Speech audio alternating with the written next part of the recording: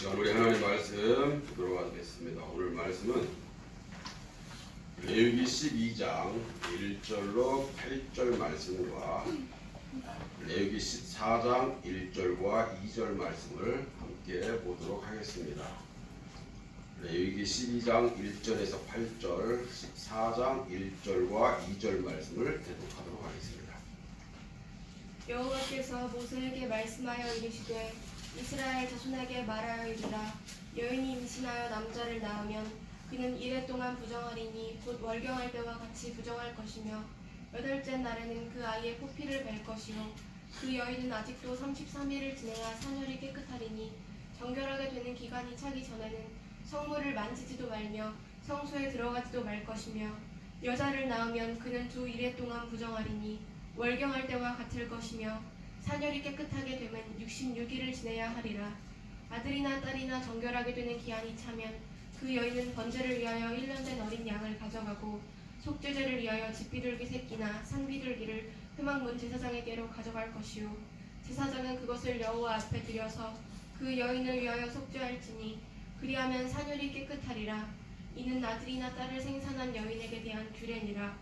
그 여인이 어린 양을 바치기에 힘이 미치지 못하면 산비둘기 2마리나 집비둘기 새끼 2마리를 가져다가 하나는 번제물로 하나는 속죄 제물로 삼을 것이요 제사장은 그를 위하여 속죄할지니 그가 정결하리라. 아멘. 그 다음 또 14장 1절과 2절. 여호와께서 모세에게 말씀하여 이르시되 나병 환자가 정결하게 되는 날의 규례는 이러하니 곧 그 사람을 제사장에게로 데려갈 것이요. 아멘. 할렐루야. 오늘 말씀은 도라 포션 중에 더블 포션입니다. 히브리어로 이야기하면 첫 번째 도라 포션이 타즈리아라고 하는 말이고 두 번째 도라 포션의 말은 메조라라고 하는 말입니다. 이 두 가지가 합해져서 오늘 주일을 예배를 드리게 됩니다. 타즈리아라고 하는 이 말의 뜻은 임신하여, 잉태하여 이러한 소리입니다. 잉태한다는 소리요. 메조라라고 하는 말은 나병 환자, 빈둥병자, 한센병 뭐 이러한 뜻입니다. 성경에서는 지금 나병 환자로 표현되어 있습니다. 이 말이 그냥 외국어로만 이렇게 들으면 이게 무슨 말인지 잘 몰라요. 그냥 이게 이러한 뜻인가 보다 이렇게만 생각할 수 있는데 이것을 파자에서 풀어보니까 어떤 말이 되냐면은 십자가로 얻어낸 하나님의 능력은 잉태하게 하는 삶이고 진리와 의로운 이 복음을 머리로 두게 될 때에 질병을 치유하게 되는 능력과 영적 비밀의 문이 열린다. 이런 뜻입니다. 이 두 가지를 다 파자를 하면 다시 한번 읽어드릴게요. 십자가로 얻어낸 하나님의 능력은 잉태하게 하는 삶도 되고 또 진리와 의로운 복음, 예수님이죠. 이 예수님을 머리로 두게 될 때 질병은 자연적으로 치유가 일어나고 또 그러한 능력이 생기기도 하고 또 다른 영적 비밀의 문이 열린다. 이런 뜻입니다. 이제 이 말씀인데 그래서 오늘 이 시간에는요 이 본문을 가지고 주님의 참 제자가 되려면 이라는 제목을 정해 보았습니다. 우리는 예수를 나의 구주, 나의 메시아로 믿으면서 가장 핵심적인 일이 뭐냐면 일단 하나님 나라를 세워가는 일인데 하나님 나라를 세워가기에 우리는 이미 주님께 택한 백성이요 왕같은 제사장들로 부르심을 받은 그러한 사명자들이란 말이죠. 그러면 우리가 주님 앞에 참 제자가 되어져야 한다라는 겁니다. 오늘 방금 읽었던 이 본문 말씀을 잠깐 정리를 해보면 이것입니다. 지금 임산부와 그 여인에 관한 이야기가 잠깐 나오는데 사실 이 말씀 바로 전에는 어떤 이야기가 나오냐면 그런 얘기도 있어요. 여인이 월경을 하게 됩니다. 그러면 월경을 하게 되면은 더러운 피가 나와요. 그죠? 근데 이 피는 아무런 쓸모 없습니다. 그러니까 불필요한 피야. 그래서 나오는 거예요. 이 피가 나올 때는 부정하다라고 해서 그때는 그 아이를 잉태하지 못해요. 잉태하지 마라. 잉태하는 행위를 하지 마라. 이런 얘기입니다. 결국에는. 그리고 다시 정결하게 되어서 월경이 끝나게 되면 그때는 정결하니 그때는 아이를 가져도 된다. 뭐 이런 얘기입니다. 자, 그 이후에 오늘 이 말씀이 나왔는데 이 말씀에서 보다 보니까 이 여인이 이제 임신을 했습니다. 임신을 해가지고 이 아이를 낳았어요. 아이를 낳은 다음에 2회 동안은 부정하니까 뭐 만지지도 말고 뭐 하지 말고 아무것도 하지 말라는 거예요. 부정하니까. 그리고 그 월경 때와 같이 서로 부정할 것이다. 뭐 이렇게 얘기하고 이제 1회가 지나고 8일째가 되면은 이때는 이제 새로운 시작점을 알리는 날이니까 할례를 행해라. 할례가 뭐죠? 세례 말이죠. 세례. 세례가 뭐였죠? 죄 있는 상태를 싹 씻어버리고 새롭게 하나님의 사람으로 시작한다. 이런 얘기입니다. 자, 그래서 그 여인이 33일을 지내야 산혈, 여기서 말하는 산혈이 뭐죠? 그 아이를 낳고 난 다음에 뭐 그 후유증이지, 후유증이라고 해야 되나? 그 뭐라고 해야 되나? 어쨌든 그 저기 그 산모들이 가는 병원이 뭐죠? 산부인과. 아니 산부인과 말고 그 아이 낳고 난 다음에 산후조리. 이게 여자가 아닌데 잘 모르겠어. 어쨌든 산후조리를 하러 가야 되잖아. 근데 이 산후조리를 신기한 거예요. 남자를 낳던 여자를 낳던 산후조리는 똑같아. 결국에는 우리는. 그런데 성경은 그렇게 말하지 않는다라는 거죠. 남자를 낳으면 33일 동안을 산후조리 해야 되고 여자를 낳으면 66일 동안을 산후조리 해라. 그 이후에 정결하게 될 건데 정결하게 된 이후에는 뭘 해야 되느냐? 너희가 어린 양 새끼 한 마리 가져와가지고 하나님 앞에 번제를 드리고 화목제로 드려야 된다. 그러면 하나님이 향으로 받으신다. 이런 얘기입니다. 여러분 이 얘기만 들으면요 우리 상식적인 어떤 사람 태어나고 뭐 낳고 하는 어떤 이러한 상식 속에서는 도저히 이해가 안 가는 얘기들입니다. 그냥 우리가 끼워 맞춰서 뭐 그럴 수도 있겠다 이렇게 하고 넘어갈 수는 있지만 사실 그러한 말씀이라기보다는 우리가 이걸 읽으면서 하나를 깨달을 수 있습니다. 하나님이 이 말씀을 통해서 우리에게 뭔가를 지금 계시하고 있구나. 이걸 볼 수 있어야 됩니다. 자, 여기서 한 가지만 이야기하고 넘어가겠습니다. 뭔 얘기냐면은 이런 겁니다. 아까 월경을 할 때에 아이를 갖지 마라 이 말이죠. 자, 이것은 아이를 갖는다라고 하는 것은 나와 같은 제자를 만드는 거예요. 후대 나와 같은 제자를 만드는 거예요. 제자를 한번 뭐라고 해요. 어쨌든 나의 후임을 만드는 겁니다. 자, 그런데 내가 부정할 때 아까처럼 더러운 피가 나왔다 이 말은 부정하다라는 거예요. 부정하다라는 얘기는 하나님 앞에 내 신앙이 올바른 믿음 생활이 아니라 조금 뭔가 쩍지근하고 좀 문제가 생겼어. 자신은 막 세상 사람들과 막 똑같이 생활을 해. 어디 가서 막 그냥 승질난다고 욱해가지고 막 욕도 하고 막 가서 그냥 한 잔씩 퍼마시고 막 이렇게 하면서 근데 이 사람이 그때 마침 사람들을 만나는 어떤 그런 거에 많이 있어가지고 사람들을 데리고 왔어요. 사람을 딱 데리고 왔는데 문제는 뭐냐면 그때는 사람을 데리고 오라고 했어요? 안 했어요? 지금 말씀해. 데리고 오지 말라고 그랬어요. 잉태하지 말라고. 제자 만들지 말라고. 왜 그러냐면 그때 데리고 오면 어떤 상황이 벌어지냐. 이 아이가 누구를 보고 자라? 자기 엄마 보고 자라지.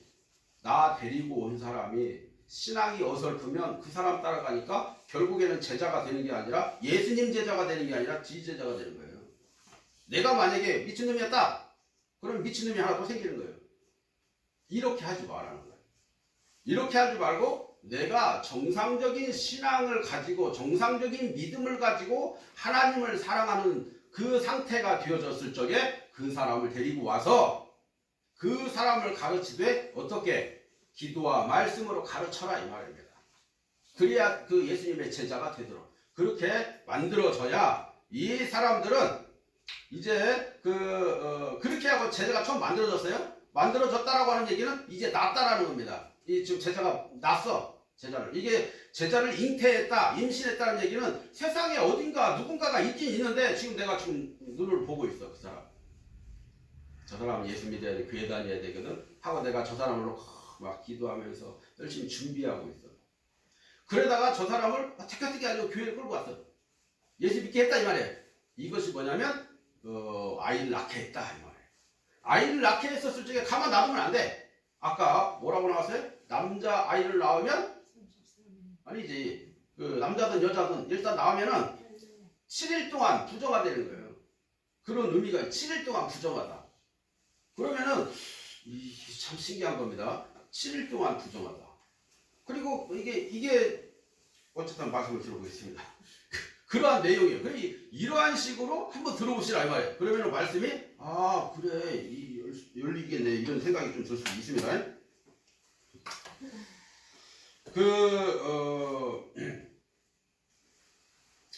이러한 삶의 패턴을 가지기 위해서 무엇보다 어떻게 제자 삼는 이 사람이 어떻게 처신을 해야 될까? 이게 우리에게는 굉장히 중요한 소스입니다. 임신한 임산부와 또 문둥병, 나병, 이 나병의 이 예를 들어서 오늘 지금 이 본문을 설명해 가고 있는데 이 나병은 뭐냐? 나병은 하나님께 죄를 지은 사람에게 주어지는 형벌이었다. 성경은 그렇게 기록합니다. 다시 말하면 오늘 이 말씀의 핵심은 뭐냐? 제자를 삼을 때 그 제자를 임신한 사람이 가져야 할 덕목과 또 하나는 어떻게 해야 제자가 될 수 있는가? 제자된 삶을 살아낼 수 있는가를 지금 설명하고 있다. 이렇게 보시면 되는 겁니다. 주님의 참 제자가 되는 이 방법으로 임산부에 관한 이 규례와 문둥병에 관한 이 규례를 지금 성경에 기록하고 있는 걸 보게 되는데요. 그러한 어떤 이 규례를 통해서 지금 눈에 보여지는 외형적인 어떤 정결 예식 그리고 영적인 내면적인 내 속의 어떤 정결 유지 이러한 것들을 비유로 소개하면서 지금 우리에게 가르쳐주고 있다. 이렇게 보게 됩니다. 성경 말씀을 하고 굉장히 어렵습니다. 외형적으로 이 정결 예식을 열심히 했었던 이 바리새인들, 예수님 당시에 바리새인들, 사두개인들, 율법 학자들, 종교인들 많이 있었잖아요. 종교 지도자들, 서기관들. 이러한 사람들에게 예수님이 뭐라고 말하냐면 지금 이 말씀을 봤는데 이 말씀은 아까 이야기한 것처럼 제자를 삼아 가는 일에 하나님의 백성을 만들어 가는 일에 관련된 이야기인지라 그렇게 살아내야 함에도 불구하고 이 사람들은 문자적으로 그대로 해석을 해서 그걸 끌고 왔어요. 그대로 지키고 있는 거야.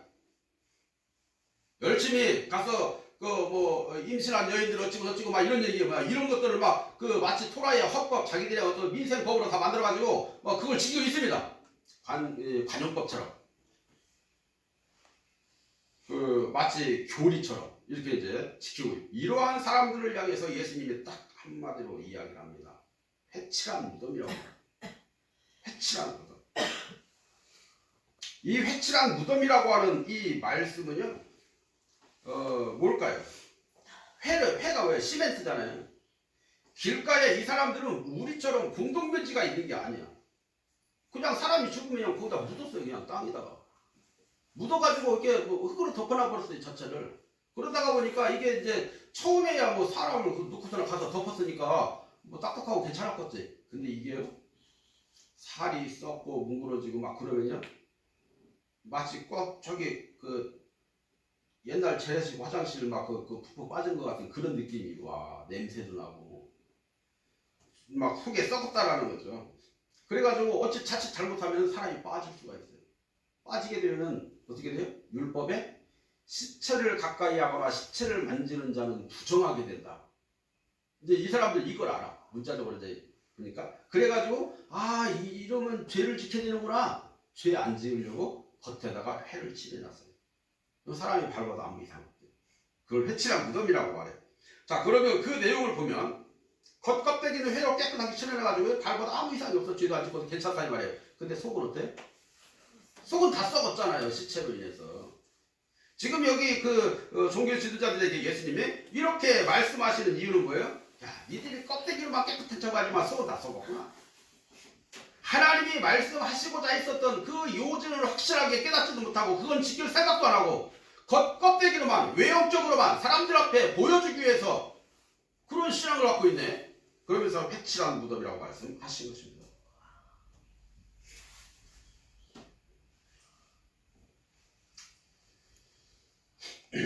하나님은 우리가 하나님의 백성으로 거룩하게 살기를 원하고 계십니다. 거룩한 삶이라고 하는 건 뭘까요? 인간의 안팎으로 다 정결한 삶을 사는 것입니다. 껍데기로만 회칠한 무덤으로 사는 게 아닙니다. 여러분, 교회 내에서 전도를 하는 사람들 보셨죠? 교회 이 목사님들은요, 말씀하시기를 뭐라고 합니까? 전도한 사람은 그 대상자가 바로 설 때까지 열심히 섬기면서 도와주세요. 이렇게 말씀을 합니다. 아까 제가 서두에 말씀드렸던 것처럼 월경 전에 이렇게 아이를 임신해서 그 아이가 나중에 하나님 앞에 자기 죄 씻음을 받고 용서함을 받아서 참 제자가 되기까지 열심히 도와주라고 말씀하고 있는 거죠. 문제는 전도를 당한 사람이 올바른 신앙생활을 하게 되는 경우가 매우 드물다는 거죠. 왜 그러냐? 바로 전도한 자가 정결한 상태, 정결한 신앙을 가지고 임신한 게 아니라 부정한 상황 가운데에서 임신하고 또 부정한 것을 그들에게 가르쳤기 때문입니다. 사람들은 일단 사람들을 데리고 왔으니까 그 다음에는 교회가 알아서 책임져라 뭐 하고 그냥 떠다니듯이 마치 뭐 쓰레기 야시장에다 막 쓰레기 갖다 놓은 것처럼 그냥 밀어놓고 내버려 둡니다. 그러나요? 전도당한 사람이 아무리 밀어넣었다 할지라도 생판 잘 알지도 못하는 교회 와가지고 교회 목사님이야 다른 교회 식구들이 하는 것을 보고 따라오기 쉬울까요? 아니면 나하고 일면식이라도 있고 좀 뭔가 아는 사람, 나 끌고 왔었던 사람, 그 사람을 보고 따라하기가 쉬울까요? 누구 보고 따라하기 쉬울까요? 나 데리고 온 사람. 그 사람은 그나마 일면식이라도 있고 좀 알잖아요. 그러니까 그 사람의 신앙이 덜 떨어졌으면 덜 떨어진 신앙을 배우게 된다 이 말이에요. 그런데 그 사람의 신앙이 완벽하고 정말 하나님 앞에 정결한 삶을 살게 되면 그걸 또 따라오게 되더라 이 말입니다. 자신의 그 신앙을 순간순간 점검하면서 자신의 삶을 정결하게 유지해야 하는 것, 그것이 제자를 만든 사람들, 그 사람들의 본분이다 생각을 해봐야 됩니다. 아까 한 번 더 얘기하겠습니다. 여인이 월경을 할 때에 아이를 잉태하지 못합니다. 왜 그럴까요? 부정한 피, 즉 죽은 피가 나오기 때문입니다. 죽은 피는 생명이라는데 죽은 피는 생명이 없습니다. 그렇기 때문에 하나님이 부정하다고 말씀하시는 거죠. 월경이 끝나고 배란이 되었을 때에 아이를 갖게 되는 것입니다. 이것이 정상적인 방법이죠. 아이를 잉태할 때에도 정직한 방법으로 정결을 유지해야 함을 지금 말하고 있는 건데, 이와 같이 제자를 만들 때에도 만드는 산모가 살아있는 피로 준비되어져서 이렇게 만들어야 하는 것처럼 전도자의 신앙도 정결한 상태에서 제자를 만들어내야 참 제자를 잉태할 수 있다라는 것을 말해주고 있다 이 말입니다. 그러면 제자를 임신한 사람은 이제 어떻게 행동해야 할까요? 자, 오늘 이 본문 말씀 한번 읽어보도록 하겠습니다. 레위기 12장 2절로 5절 한번 읽어보겠습니다. 이스라엘 자손에게 말하여 이르라. 여인이 임신하여 남자를 낳으면 그는 이래 동안 부정하리니 곧 월경할 때와 같이 부정할 것이며 8째 날에는 그 아이의 포피를 벨 것이요 그 여인은 아직도 33일을 지내야 사년이 깨끗하리니 정결하게 되는 기간이 차기 전에는 성물을 만지지도 말며 성소에 들어가지도 말 것이며 여자를 낳으면 그는 주 1회 동안 부정하리니 월경할 때와 같을 것이며 사년이 깨끗하게 되면 66일을 지내야 하리라. 아멘. 자, 이 말씀은 아까 말씀드렸죠. 아이를 출산한 이 임산부에 관한 말씀이지만은 이것은 제자를 출산한 이후에 그가 정결하게 되기까지를 지금 말씀하고 있는 내용이다 보시면 됩니다. 여인이 아이의 이 남녀를 구별하지 아니하고 똑같이 취급하는 이 오늘날 이 말씀을 적용하기에는 좀 쉽진 않지만은 사실 이 말씀은 하나님이 이 말씀을 하신 이유는 하나님의 의도가 있다라는 것을 우리는 살펴볼 필요가 있습니다. 자, 여기에서 저는 두 가지로 나눠서 한번 생각을 해봤는데, 그럼 저는 이 말씀에 기록된 대로 한번 설명을 해보겠습니다. 그러나 여러분들은 전도를 한 후에 그 전도자가 어떻게 대처를 해야 하는지에 대한 어떤 이러한 관점으로 한번 들어보시기 바랍니다. 자, 첫째, 이 말씀은 산모의 보건 위생 차원에서 하신 말씀이다. 이렇게 볼 수도 있어요. 이제 문자적으로 해석을 해보면, 자, 여기에서 이 산모는 전도자입니다. 이거는 외형적인 어떤 성결을 의미하는 거죠. 해산 후에 과다한 피로감이 있어서 이제 쉼이 필요하다라는 얘기죠. 그리고 이 산혈과 이 분비물로 인해서 비위생적이기 때문에 얼마 동안은 좀 보호를 하고자 하는 차원에서 뭐 이렇게 했었다, 이런 말씀으로도 볼 수 있습니다. 해산 후에 산혈과 또 이 분비물 그리고 과다한 피로라고 하는 것은 이 전도자가 그 대상자를 예수 믿게 하기 위해서 교회에 들어오게 하기까지 얼마나 힘쓰고 수고한 그 노력이 있었는가를 보여주는 내용입니다. 그 여파는 사실 기쁨이기도 하지만 아픔이기도 합니다. 왜냐하면 지금 전도자는 자기의 신앙은 얼마나 출중할지 모르지만 지금 전도 당에 온 사람은 정말 죄 문제도 해결되지 않은 상황이기 때문에 가까이 가는 것조차도 굉장히 위험한 상황입니다. 내가 영향받을 수 있거든. 그럼에도 불구하고 내가 그 희생정신으로 그를 세워주려고 하는 것입니다. 오늘 성경은 남녀를 구분하여 지금 설명하고 있는 걸 보게 되는데요. 남자 아이는 8일 만에 할례를 행해라, 이렇게 말씀하시죠. 왜 8일이라고 정해놓았을까요?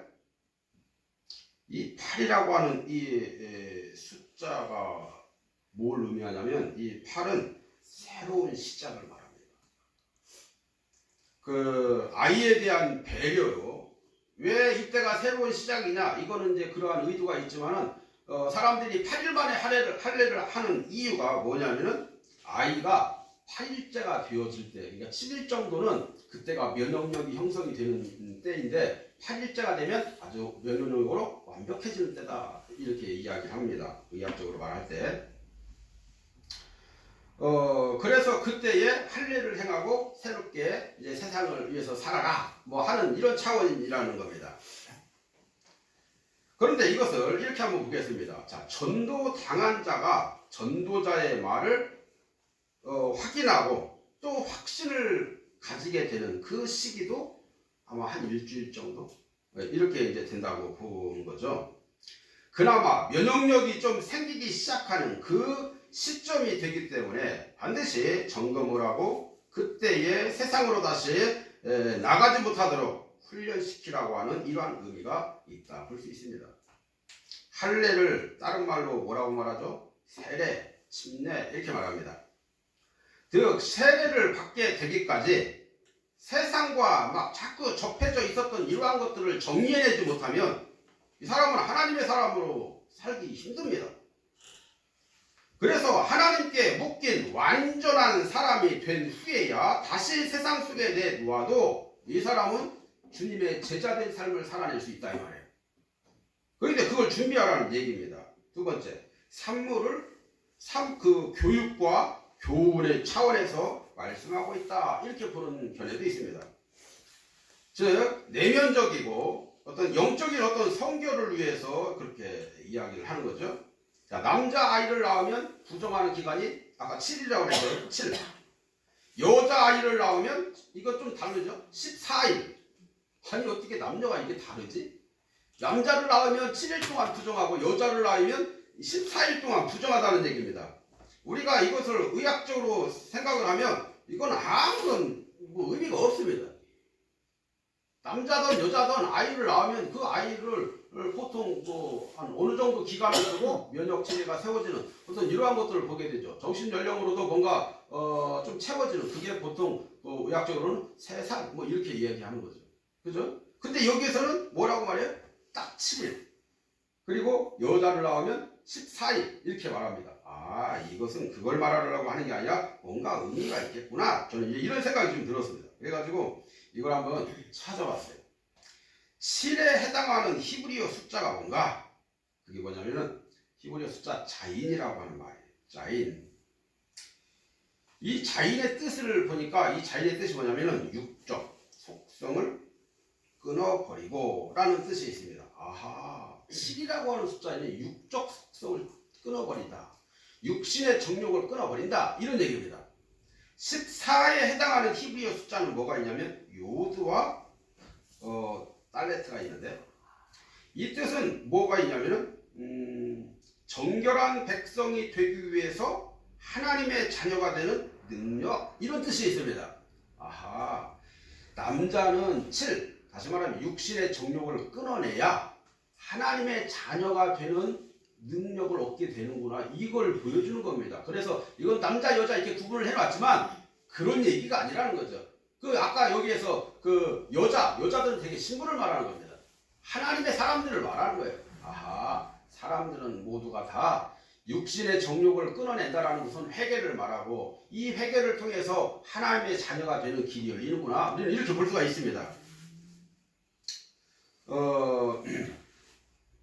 에덴 동산에서 그 하와가 하나님의 자녀가 되는 이 능력을 갖추지 못한 결과 먹지 말라고 한 이 하나님의 그 명령을 거역함으로 그렇게 반응을 했기 때문에 부정하게 돼서 해산하는 고통을 아주 크게 했다. 이렇게 말씀은 기록합니다. 창세기 3장 16절 한번 읽어보겠습니다.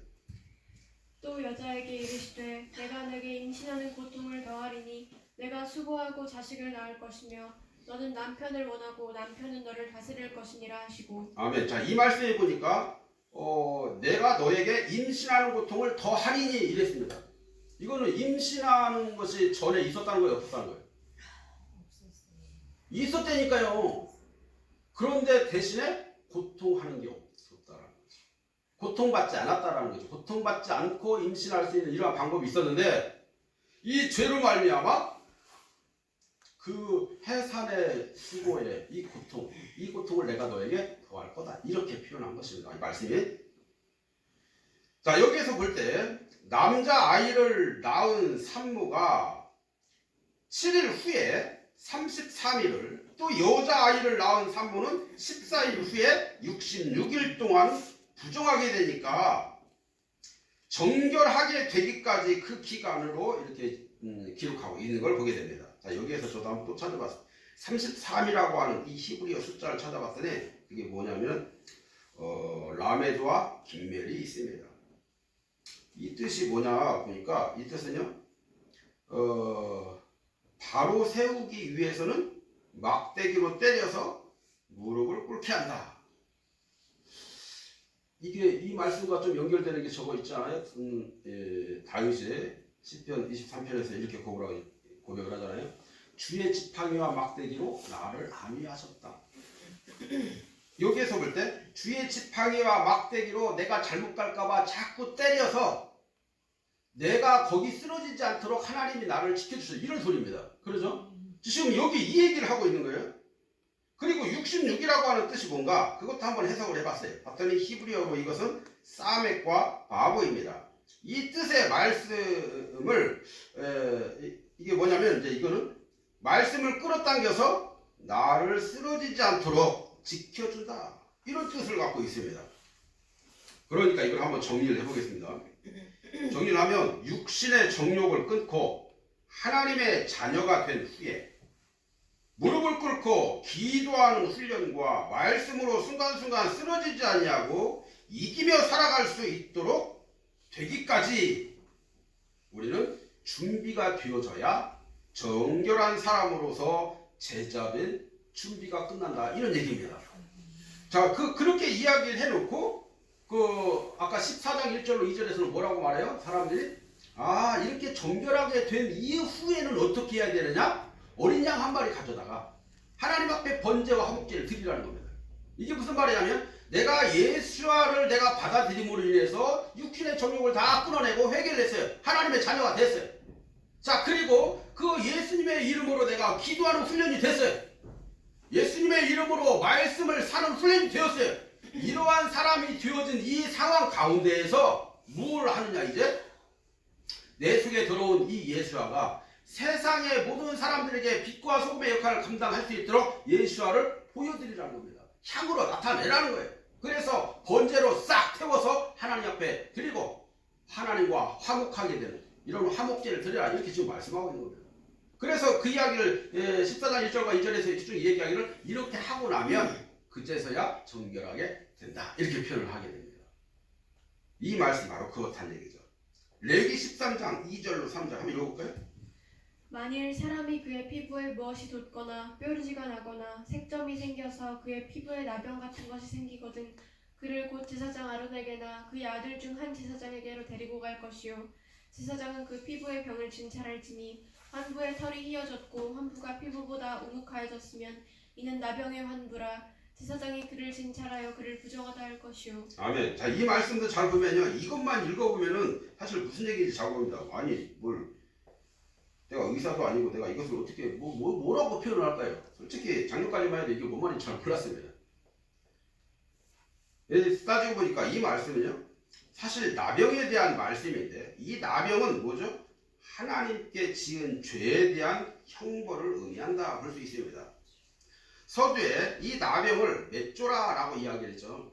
그러니까 의와 진리를 머리에 두고 살아가게 될 때에 영적 비밀이 열리게 되어서 나병이라고 하는 이러한 질병 가운데에서 구원함을 받을 수가 있게 된다라고 하는 이 말씀입니다. 그러므로 전도가 되어서 교회 안에 들어온 자가 의와 진리를 머리에 두고 살아가기까지 오랜 시간을 훈련해야 되는데 생각지도 못했던 일들이 교회 다니면서 중간중간 생기게 되는 걸 보게 되는 것입니다. 때로는 실족하고 때로는 상처받아서 예수와를 머리에 두지 못한 이러한 생활들을 하게 될 때가 참 많지요. 이럴 때에 가장 먼저 뭐라고 그러냐면 말씀은 제사장에게로 가서 보여라 그럽니다. 제사장은 지금으로 말하면 목사님이죠. 목사님에게 와서 처방을 받으라, 지금 이야기를 하는 것입니다. 그런데 지금 이것은 가장 낮은 믿음, 이보다 더 큰 믿음 거예요. 하나님은 우리를 제사장으로 불렀기에 내가 내 스스로가 말씀에 비추어서 보는 겁니다. 그리고 내가 고쳐가는 거예요. 그런데 지금 우리의 약한 신앙으로 이게 안 되니까 나를 인도해주고 리더해주는 목사님에게 찾아와서 보여주라는 겁니다. 당시 이 나병에 걸린 사람들은 모두가 다 제사장 앞으로 나와서 제사장의 지시를 받아야만 했던 거죠. 왜냐하면 하나님 나라는 진리가 되시는 예수와를 머리로 두지 못하면 결국 다 부정하게 돼서 하나님 백성이 될 수가 없기 때문입니다. 지금 여기서 말하는 이 제사장은 목사님을 말하는 게 아니라 예수님을 말하고 있다 이겁니다. 예수님 앞에 나와서 보여주라는 얘기입니다. 이 자체는. 결국에는 뭐예요? 예수님, 내가 이렇습니다. 당신이 십자가에서 흘리신 이 보혈의 피로 이 문제 해결해 주세요. 이거 해달라는 겁니다.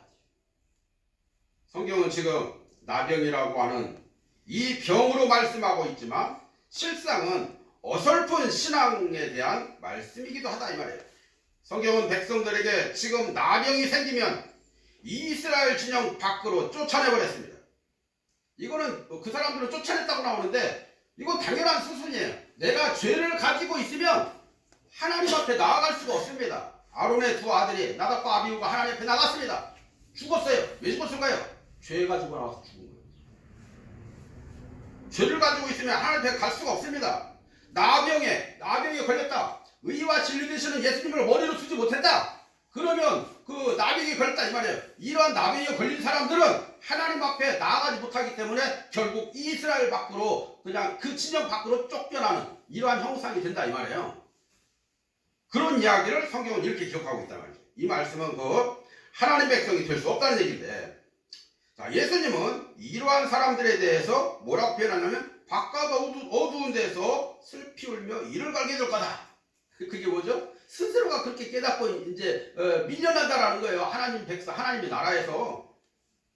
성경의 여러 곳에서 나병에 걸린 자, 그러한 사람들을 치료하는 장면들이 나오는데, 이거는 나병이 오면 하나님 나라 백성이 될 수 없으니까 정결한 사람이 될 수 있도록 치료하라고, 치료해서 하나님 나라의 본 자손들이 되게 하자는 그러한 하나님의 메시지를 담고 있는 것입니다. 여러분, 이 나병과도 같은 이 부정이 우리 자신에게 찾아왔다면 우리는 속히 그 부정에서 뛰쳐나와야 합니다. 빠져나와야 돼요. 의와 진리가 되시는 이 예수를 머리에 두고 살아갈 수 있을 때에 우리는 거기서 빠져나올 수 있는 길을 열게 될 것입니다. 그리고 그때에도 내가 빠져나왔다 했을지라도 순간순간 넘어질 수밖에 없기 때문에 나를 지팡이와 막대기로 안위를 해야 되는데, 지팡이와 막대기가 뭐예요? 기도와 말씀으로 나를 훈련시켜야 된다 이 말입니다. 그것이 오늘 말씀이죠. 예수와를 머리에 두지 못하고 자기 자신을 머리에 둔 그러한 불신자들, 즉 나병에 이 걸린 자들은 반드시 해야 할 일들이 있었습니다. 레위기 13장 45절로 46절 읽어보겠습니다. 문둥병 환자는 옷을 찢고 머리를 풀며 윗입술을 가리고 외치기를 부정하다 부정하다 할 것이요 병 있는 날 동안은 늘 부정한즉 혼자 살되 진영 밖에서 살지니라. 아멘. 자, 이 말씀은요, 성도들에게 자신의 실수나 자신의 죄로 인해서 문제가 된 이 사람들은 속히 자신의 죄된 모습을 점검하고 낱낱이 하나님 앞에 토설해서 회개해야 된다는 말씀입니다. 그리고 그 병이 떠나게 되기까지 진영 밖에서 혼자 살아야 한다 이렇게 말씀하는데요, 이 말씀 역시도 뭘 말할까요? 자신 안에 들어와 있는 이 악한 영의 이 영향으로 지금 하나님을 신실하게 섬기지 못하고 있다라면 그 믿음의 연약함으로 생긴 그 문제가 다 해결되기까지 혼자서 하나님과 독대하는 시간을 가져야 된다 이 말입니다. 자기 자신을 바로 보지 못하고 그저 죄 있는 상태로 내버려두는 자들에게 예수님께서 하신 말씀이 있습니다. 마태복음 25장 30절 후반절 보니까요, 바깥 어두운 데로 내쫓으라. 거기서 슬피 울며 이를 갈리라 그랬습니다.